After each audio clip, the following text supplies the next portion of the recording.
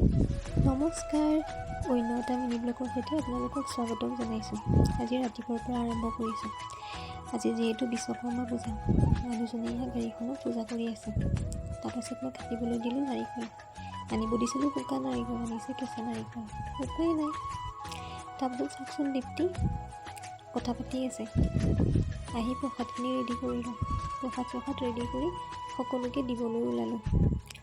তাৰপাছত আমি ধুনীয়াকৈ পিন্ধি ওলালোঁ এখন পূজালৈ বুলি। গোটেইকেইটা বহি ল'লোঁ। চাওকচোন অৰ্চনাৰ পৰা এজনী ভণ্টি দীপ্তি গোটেইকেইটা ওলাইছোঁ। আৰু এইফালে মানুহজন আৰু ধুনু গৈ পালোঁ পূজা ভাগলৈ। গৈ বহুত ভাল লাগিছিল পূজাখনত গৈ কাৰণে। চাওকচোন ইমান যে মানুহ, চবেই বহি আছে।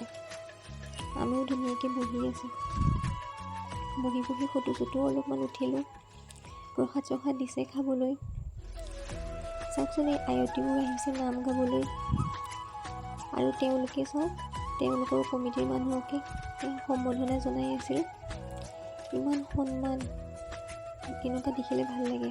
তাৰপাছত গ'লোঁ খিচিৰি খাবলৈ। খিচিৰিখিনি খাবলৈ বহুত ভাল লাগিছিল দেই। আৰু সম্বৰ্ধনা অনুষ্ঠান চলিয়ে আছে। আহিলোঁ ঘৰলৈ।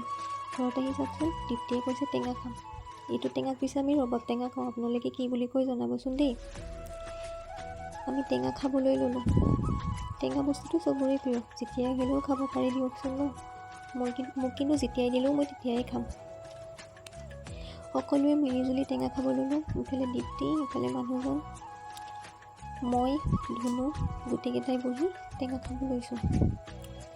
ইমান যে জ্বলা হৈছিল নহয় টেঙাখিনিত, মানে ক'বই নোৱাৰোঁ ইমান জ্বলা। তথাপিও খাবলৈ এৰা নাই দিয়কচোন। আজি যে উঠিছিলোঁ ফটোকেইখন পিছফালে লগাই দিছোঁ।